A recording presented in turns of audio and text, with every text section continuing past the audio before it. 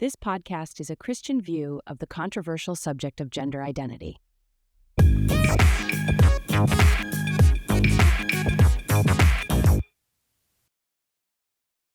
Welcome, everybody, to the latest episode of Star, Cells, and God. This is the podcast where we explore how the latest discoveries in science provide evidence for God's existence, the reliability of Scripture, and the credibility of the Christian worldview.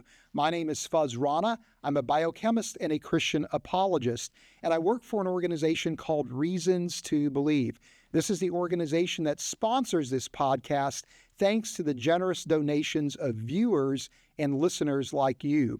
If you want to know more about how you can support this podcast, or if you just simply want to know more about Reasons to Believe, go to our website, reasons.org. You can also follow us on social media, RTB_official. And then finally, make sure you go to our YouTube channel, Reasons to Believe, where you can gain access to all kinds of great content exploring a wide range of questions and issues related to science and the Christian faith. And while you're there, subscribe and use the notification button so that you can be alerted when the next episode of Star, Cells, and God drops. Today we're going to be talking about the question, what is the onset of gender dysphoria? What causes gender dysphoria? What is the etiology of gender dysphoria? And I'm joined today by Dr. Steve Willing to help us unpack that question, that central question relating to the whole issue of gender identity. And Steve is part of a team of scholars within our scholar community, medical doctors, biblical scholars, and philosophers who've been exploring a wide range of issues and questions relating to the whole notion of gender identity. So it's a real pleasure to have Steve back with us on Star, Cells, and God. He joined us a few weeks ago to talk about the relationship between mental health and gender dysphoria. You definitely want to check out that past episode. But I'm glad that Steve is here with us because of his expertise relating to this question. And just so you know that this is part of a larger program at Reasons to Believe where we're exploring how the biblical view of gender and human identity relates to the advances that are taking place in medical science. And also please remember that what we're presenting here on this program is not to be misconstrued as medical advice. If you need medical advice, please consult your own physician. Steve, thanks again for taking the time to come back on Star, Cells, and God to talk about this really critical question, what is the basis for gender dysphoria? But before we get into that whole topic, just very quickly introduce yourself to our viewers. Hi, I'm Steve Willing. I'm a neuroradiologist by profession. That means I specialize in the diagnosis of diseases of the brain and spine and the craniofacial region through the use of MRI and CT scanning and anything else that pertains to imaging the brain and the spine. I was in academics for 20 years and then another 20 years in private practice before my semi-retirement. I still have a part-time affiliation with Children's of Alabama where I specialize in pediatric neuroradiology. Great. And you also have a website, I think it's called, or not a website, but a blog site called The Soggy Spaniel, where you write about a number of issues related to gender identity and other types of issues that are tangential to that. Yes, thank you for giving a plug. You can find that at swilling.com. The Spaniel and I collaborate on some of the contributions, hence the Soggy Spaniel. He's crashed on the couch behind me and remained quiet throughout the session. Okay. But I do write on the areas, about 6 or 7 posts a year on areas that interest me, particularly the area of human sexuality, because it's so critical. It's such an important factor in people's well-being. Yeah. All right. And then you also are the author of a book called Superbia. Is that right? Did I get the title right? Correct. Superbia, the perils of pride, the power of humility. Yeah. And it's truly a deep dive into how people think and integrating what modern science shows about human pride, this is actually something that's been researched. It's become a focus of research. And how much of this research truly validates what Scripture was saying 2,000 and even 3,000 years ago about the human psyche. Basic principles that were challenged, strenuously challenged in the late 20th century, whereas Scripture has been vindicated. And, it's been well said that the lack of humility is the source of every defect and failure. And so anytime we see something going wrong, whether it's in our family, in our churches, in our politics, in our personal lives, we need to be looking for an element of pride that's acting as an impediment to our personal success and growth. Great, Steve. Well, thank you for taking the time to introduce yourself to our viewers and to our listeners. Why don't we go ahead and jump into today's topic? And the first question really is just to give everybody some orientation, and that is, what is gender dysphoria? Well, let me disclaim at the outset, this is an extremely complicated field, and we're going to try and keep the answers brief just so the podcast will be a reasonable length. But gender dysphoria, in the most concrete term, is a diagnosis that appears in what we call the DSM-5. Now, there is a DSM stands for Diagnostic and Statistical Manual. We are now in the 5th edition. The first one, I believe, appeared in the 1970s. And gender dysphoria is a new diagnosis that only appeared with the 5th edition back in 2013. And what it does, it describes a young person, typically young, sometimes adult, but typically a young person who feels conflicted about the sex that they're born into. In simplest terms, a little boy who is very unhappy about being a boy and thinks or wants to be a girl, or a little girl who thinks she ought to be a boy and desperately wants to be a boy. So the dysphoria part means that this belief is causing them a lot of personal distress and interfering with their daily lives. Now, this is a new diagnosis because in the DSM-4, there was a term called gender identity disorder, where it was regarded more as a delusion, a false belief. And the gender identity disorder was pretty much the same thing, a person who deeply believed that they were of the opposite sex. In DSM-3, there was a word transsexualism that's been obliterated. In the first two DSMs, there was no reference to this at all. So we have to be, so in simple terms, it describes today a little boy or a little girl who believes that they were born into the wrong sex, that they want. And whether that's still going to be a diagnosis 10 years or 20 years from now, who knows? Because it's changed so many times over the last several decades. It would be naive to think it won't be changing in the future decades. Yeah. Okay. That's a great clarification. And, to your point, this can be a very complex discussion when we start talking about what is the cause, of the root cause of gender dysphoria.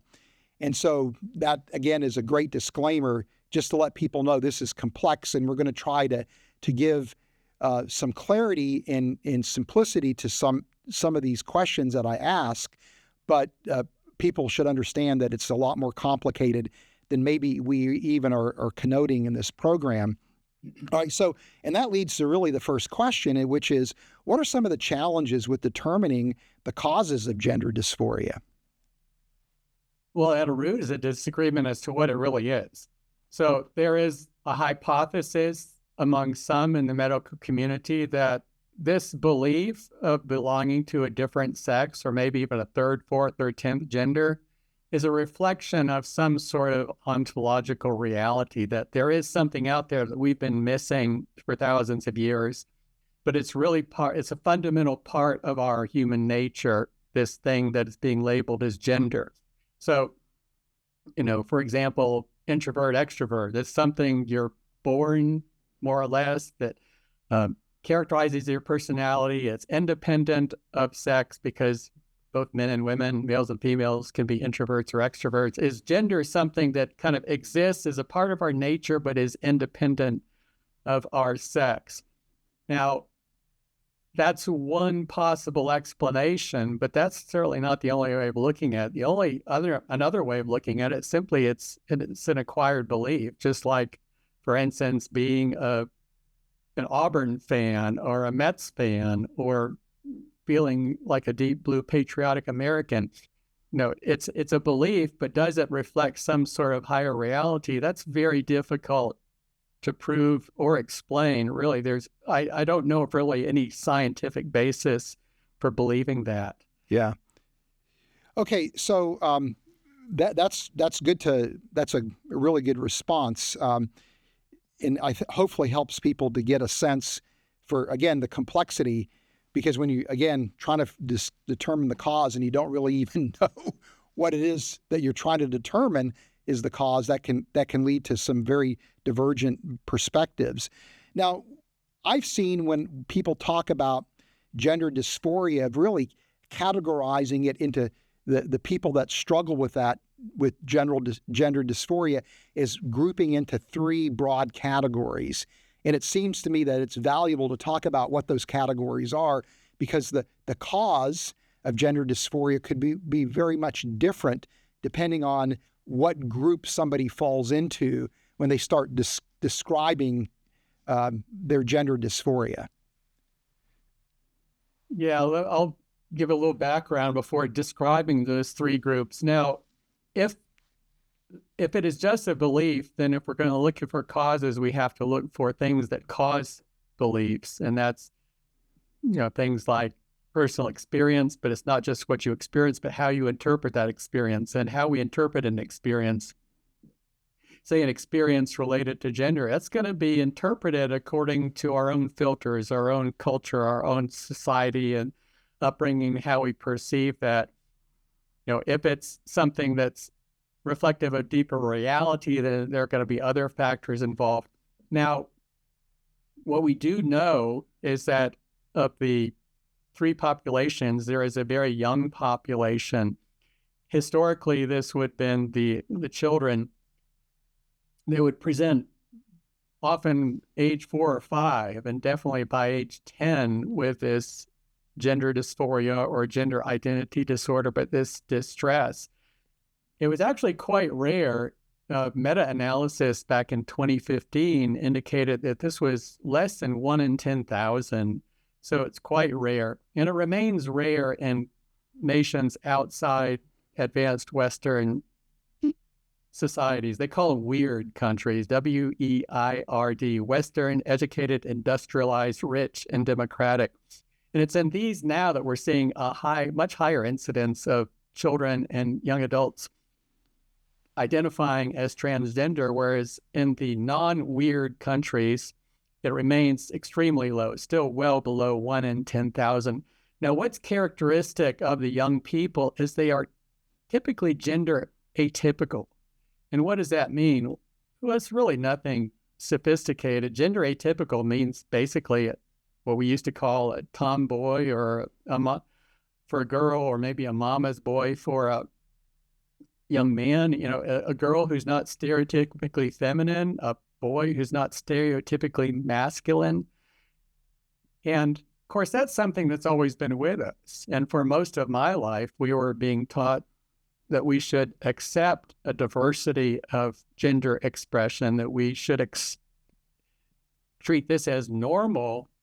And you don't have to be, super manly. You don't have to like killing things or hitting people or, going out for football to be a man, that you could be a man and still be sensitive and like music and the arts. And that's supposed to be normative. So what happens is that we find that of those children who present with the gender dysphoria, they are much more likely than the general population to be gender atypical, okay? We see the same thing with homosexuality, that they are more likely gender atypical in early childhood. Now, it doesn't mean that most gender atypical kids end up, say, trans or homosexual, because the vast majority of gender atypical people grow up to be cis, heteronormative adults. But it is identified as a risk factor. And another thing that emerged in these children who were presenting with this gender dysphoria, a much higher than expected number would eventually identify as homosexual in adult life. But also, they tended to remit spontaneously. In other words, the gender dysphoria went away, and typically 80 to 90% of them without any kind of intervention. So these young people became quite content with their physical sexual body by the time they reached late adolescence or adulthood.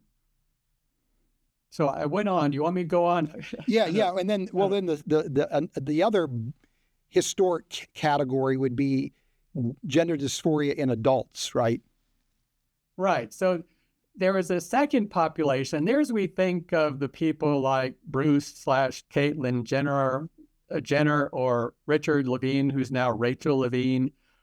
These are adults who often grew up apparently heterosexual, marrying, having children, raising families, and then well into adulthood decided to identify with the opposite sex and go to the point of transitioning and changing and living, say, a man living as a female, which was more common. It was much less common for an adult woman to identify and transition into a male role.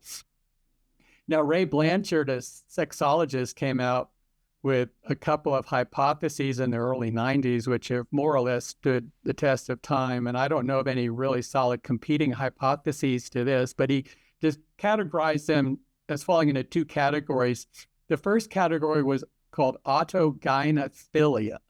And that was a population of men who were sexually aroused by the idea of living and conducting oneself, acting as a woman, becoming a woman, was a stimulus for them. The second was internalized homonegativity. So people who were homosexual and felt deeply conflicted about that. And their solution, say, if it was a man who was attracted to other men, but he didn't want to see himself as homosexual, he could change his identity and assume the role of a woman, and that would fix his problem.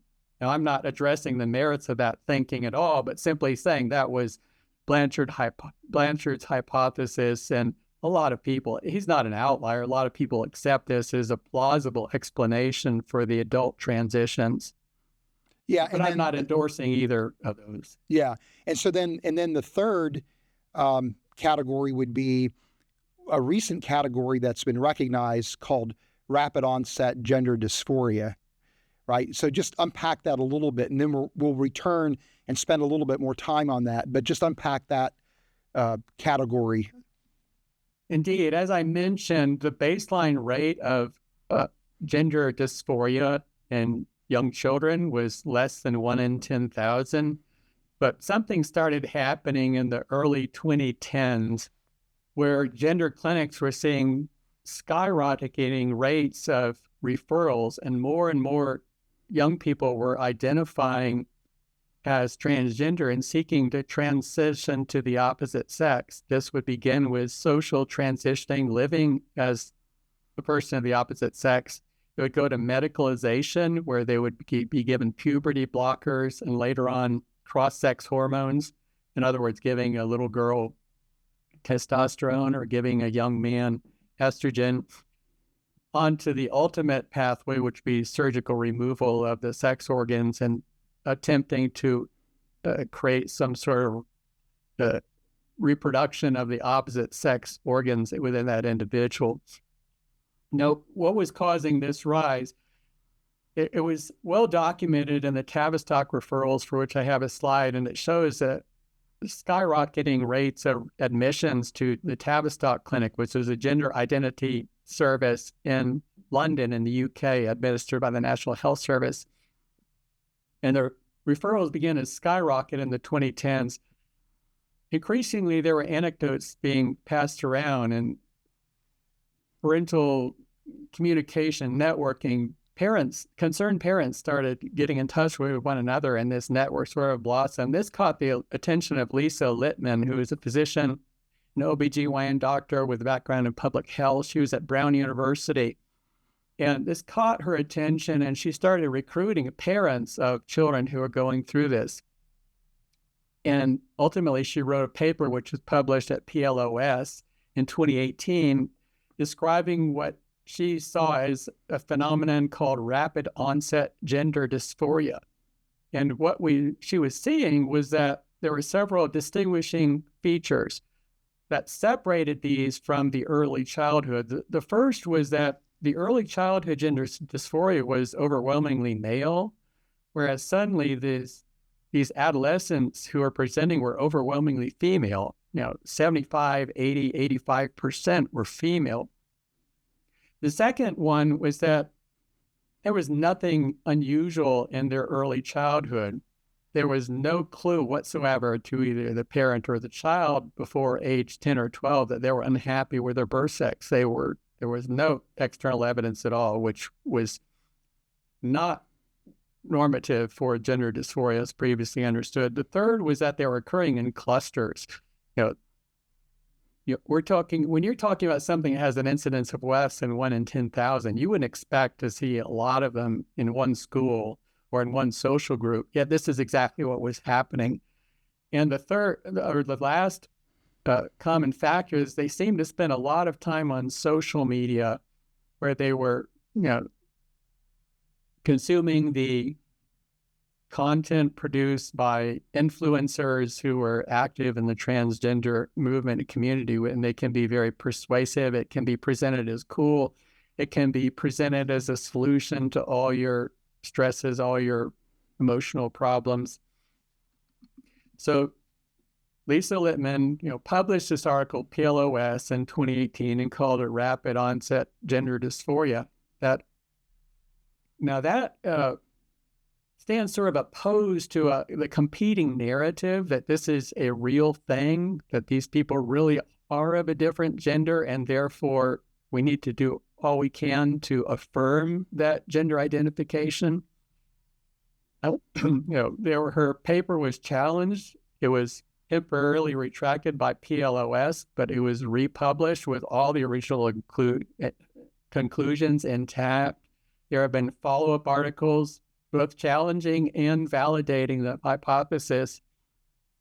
I think it's completely legitimate. First, because there's really no other credible explanation why the population of transgender youth would have so suddenly skyrocketed, but also it fits very well within my own personal experience of how I've seen fads develop in the medical community, where the entire medical community or large chunks of the medical community have gone astray, particularly in the area of mental illness. We could point to example the explosion of diagnoses of multiple personality disorder following a couple of movies in the 60s and 70s. And then there was this fad about the recovered memory syndrome, which was ultimately shown to be fraudulent. Yet a lot of people still adhere to this, but people were in prison. They were sent to jail for false allegations of child abuse based on testimony derived from, quote, recovered memories, which has been completely debunked. Another example is even more recent. We could look at the opiate epidemic. Now, when I was in medical school, we were taught that opiates were highly addictive and to use them as sparingly as possible. Yet in the 1990s, this belief spread throughout the mainstream medical community that the addiction potential was overrated, exaggerated, that it really wasn't that addictive. They were under-prescribing opiates and we needed to prescribe more. Well, what happened was this fed the opiate epidemic, and as a result, we've had an explosion of addiction and people dying from overdoses. So there are plenty of cases where the medical community has gone astray. Is a transgender one of them? I don't know, but it's happened before, and it'd be naive to think it can happen again. Yeah. Oh, that's really insightful, Steve. So, as we're listening to you describe these three different categories of people that struggle with gender dysphoria, and you discussed a little bit about what people think to be the etiology, I guess it leads to that really grand question. So then, Is gender dysphoria caused by genetic factors? Is it environmentally influenced? Is it something that happens during development? What is your perspective on that question? I think you would have to answer that individually for the three populations we described. The hypothesis of rapid onset gender dysphoria would indicate that it's simply a false belief that's embraced because of social media and peer influences, and so that would be a sufficiently explanatory cause. If it were a reality, then we would be looking for evidence that perhaps there was something different in the brain.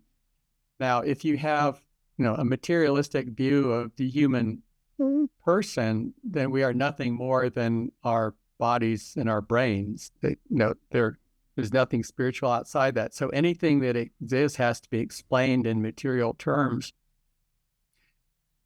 That makes it really hard when you try to invoke the hypothesis that there are really multiple genders or a whole spectrum of genders that are independent of physical sex, where that would reside within the brain, because there has been a lot of research into the brain over the last 30 years.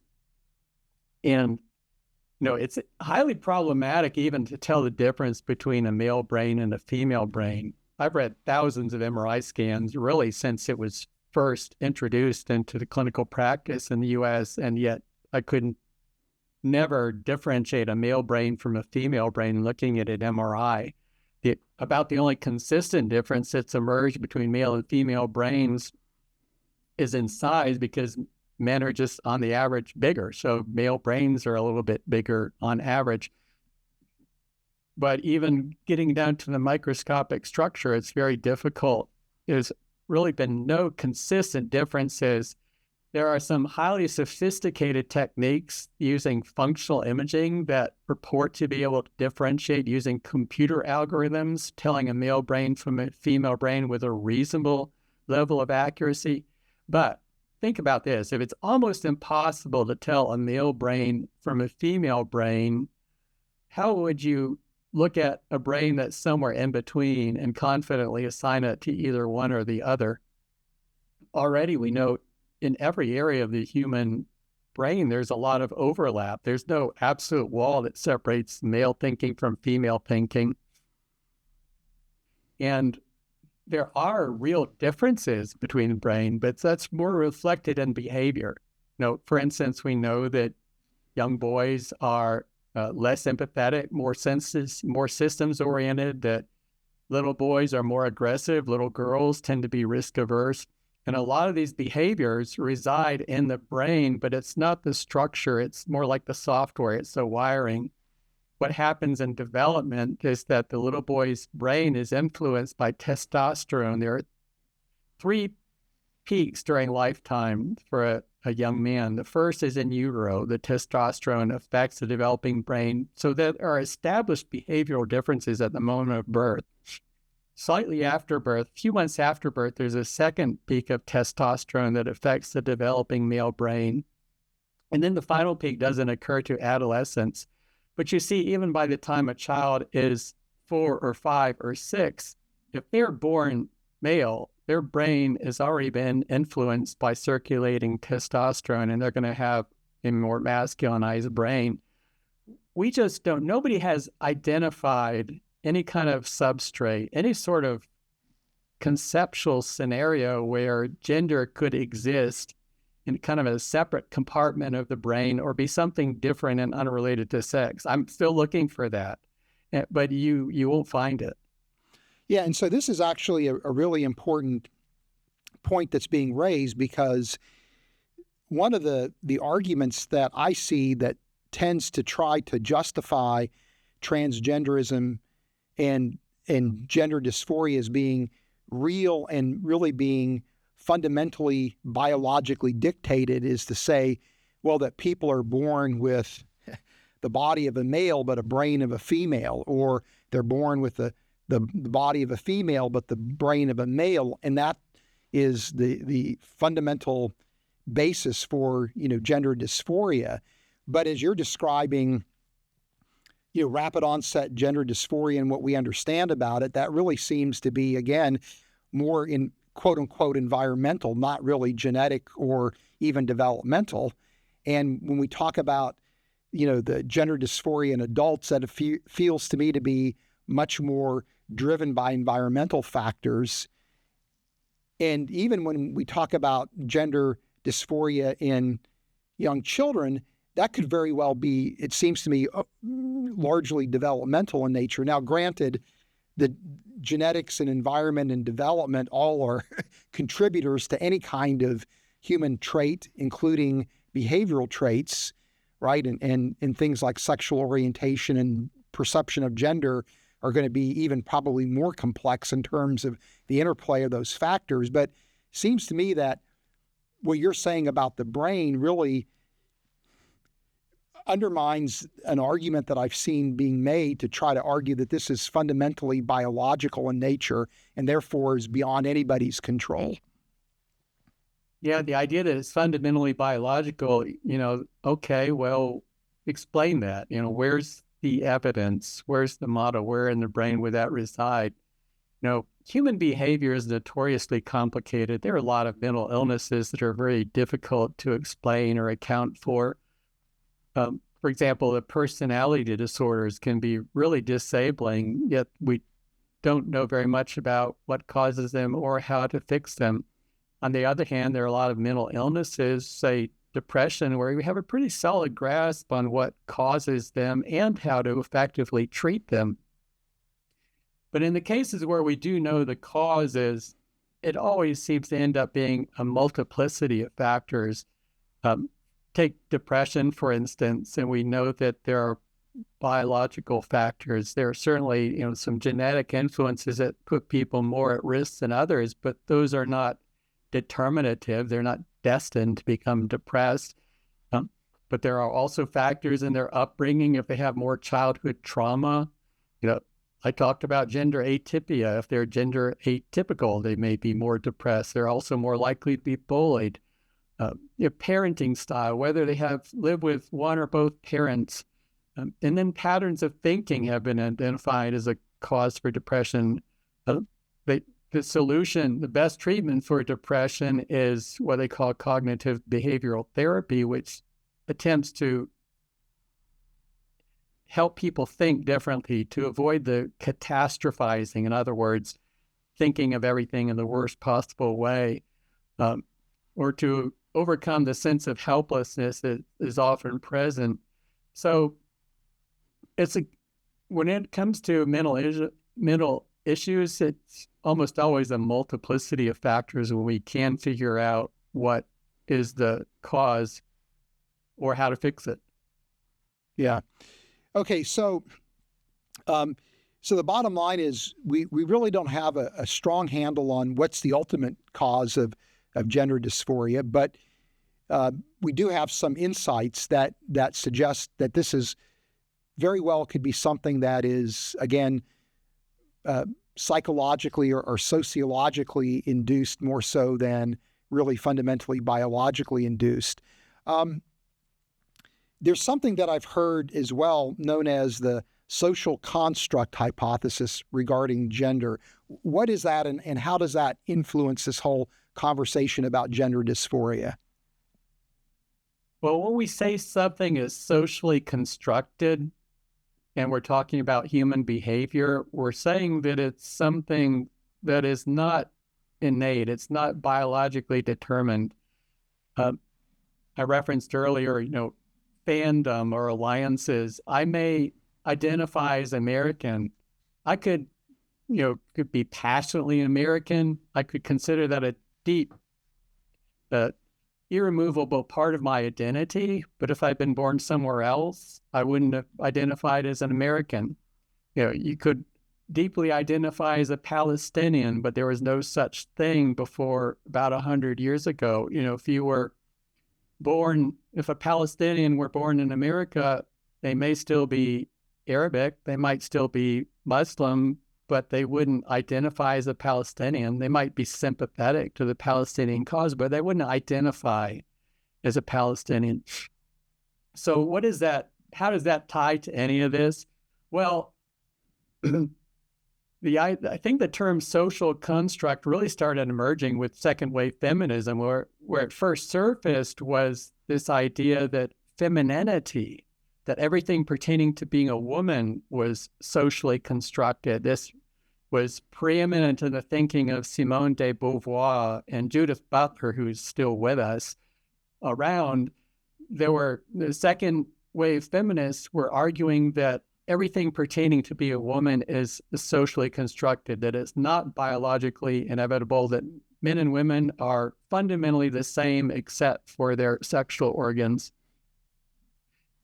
So, well, how do you explain the differences? Well, they were learned, okay? Well, that's simply what socially constructed means, that they're learned behaviors. Now, as pertains to women, I think that's been effectively debunked by the research I mentioned of the brain over the last 30 years. We know that there really are male-female differences in the brain. But how does that doesn't mean that socially constructed is illegitimate in other contexts, though. Michel Foucault, who is a homosexual activist and philosopher, said that homosexuality was a social construct. And interestingly, there are a lot of people who are active within the homosexual community who not only don't deny it, they actually actively affirm that it is socially constructed. So how does that pertain to transgenderism? Well, ultimately, transgenderism is really nothing more than a person's individual belief. There's no external test, okay? You can't do a blood test. You can't do a brain scan. There's nothing you can do to identify whether another person is transgender or not. There's nothing any physician can do. There's nothing any researcher can do. It's based entirely on a person's own personal testimony. It's how they identify. Well, we know a lot about how people establish their identity, and it's very complicated. The social construct merely suggests that maybe it's not something biological or innate. Maybe it's just an identity that, for whatever variety of reasons may exist, they choose to embrace that identity. And an identity can be very intense. It's not something you can just turn off once it's established. I'm not suggesting that say a Palestinian who grew up in Gaza can just turn it off. Of course not. So an identity can be very intense and very real, but that doesn't mean that it's biologically based. Yeah.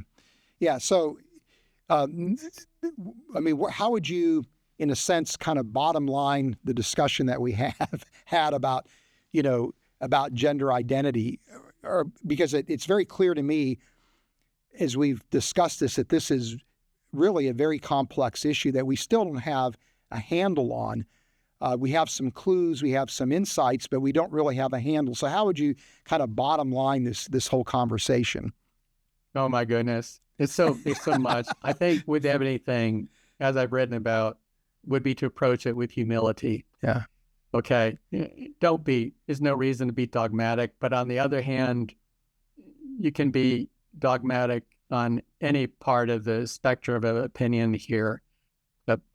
And I don't think demanding a high level of evidence is inconsistent with being humble. I don't think demanding proof or legitimate hypothesis is inconsistent with being humble.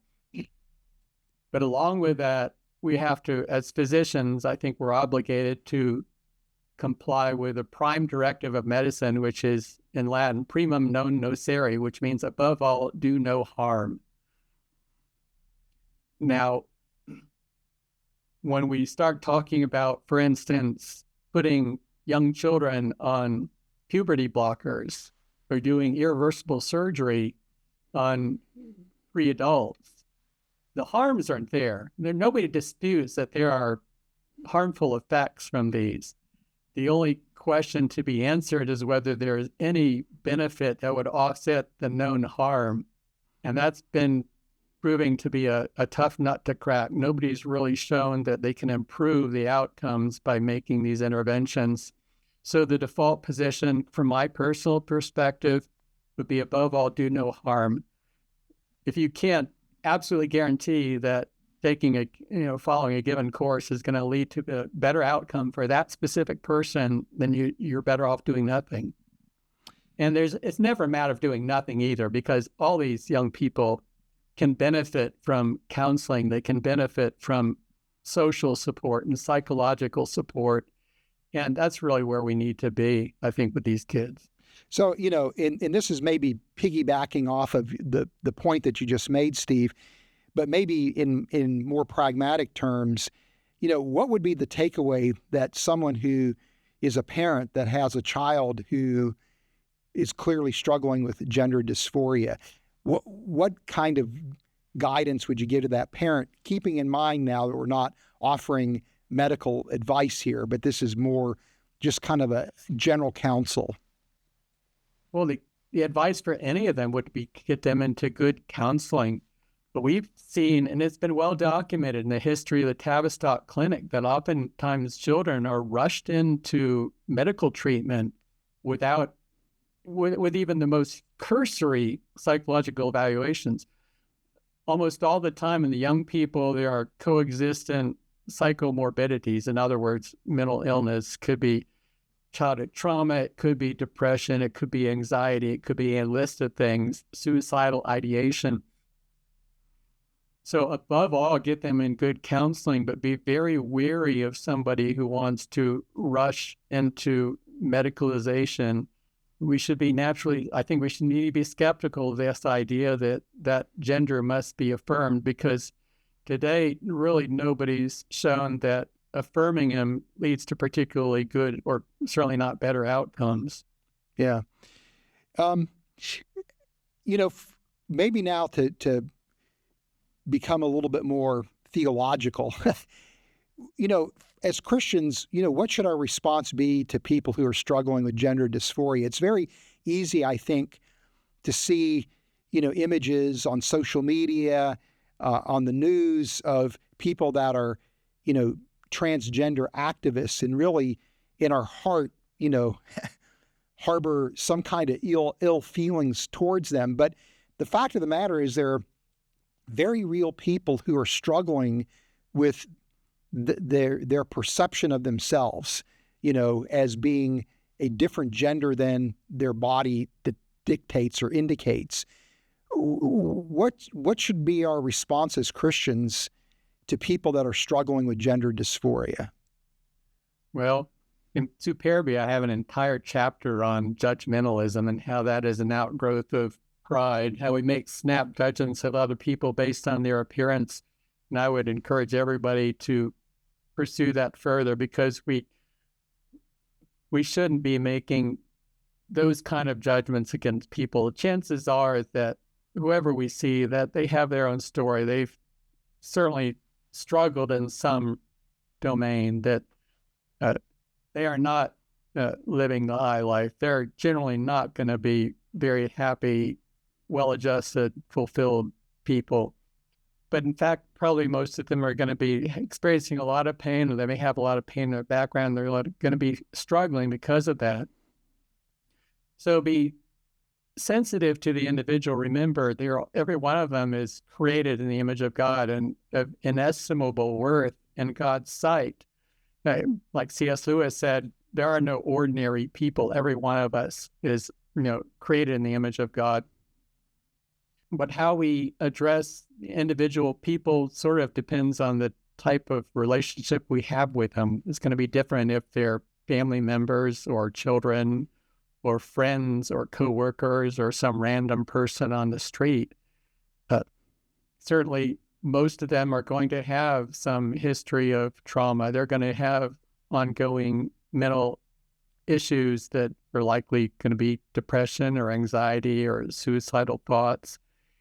And in the role of the Christian community, I think we have multiple roles. We have a role for compassion and mercy, but when it comes to the young people being pushed into transitioning, we also have a role to protect, to keep people from harm. And I'm afraid, based on the evidence we have, that people are being harmed by the rush to medicalization that's been rather well documented.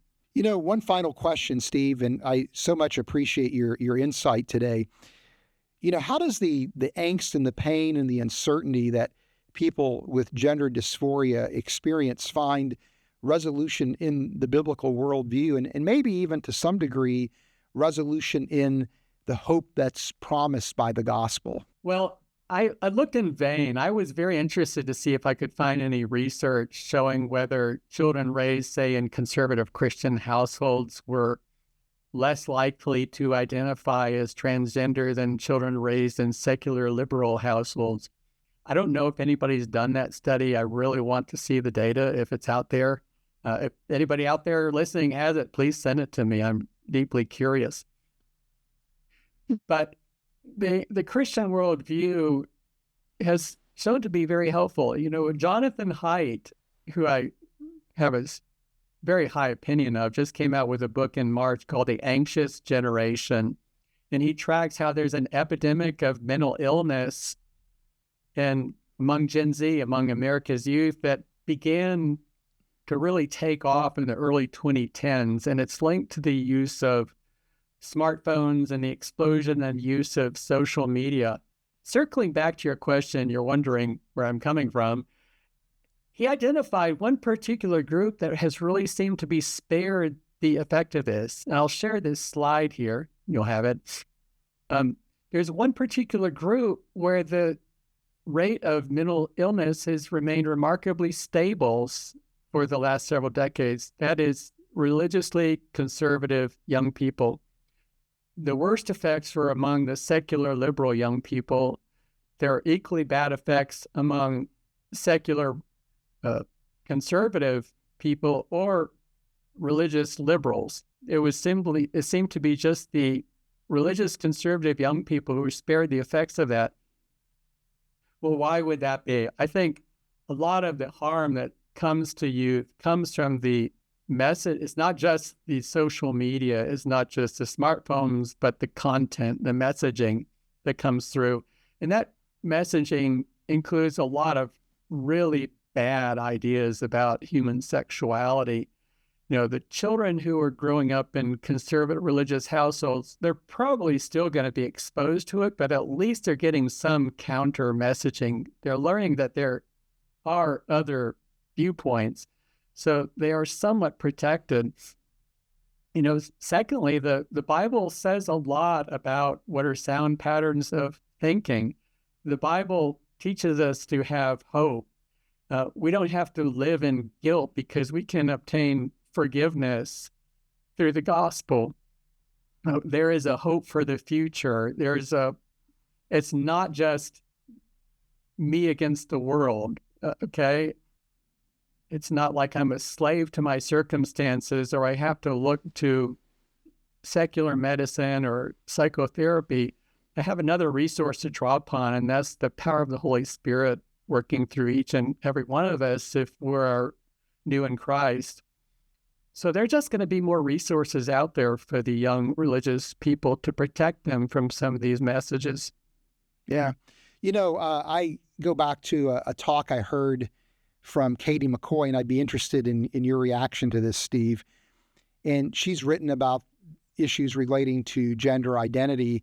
And one of the points that she made, and this is, I think, a brilliant point, is that people that are struggling with gender dysphoria recognize that there's something deeply wrong with them, right? That there's something deeply wrong, and that they're seeking some kind of radical change in who they are in order to try to resolve that problem that they are experiencing.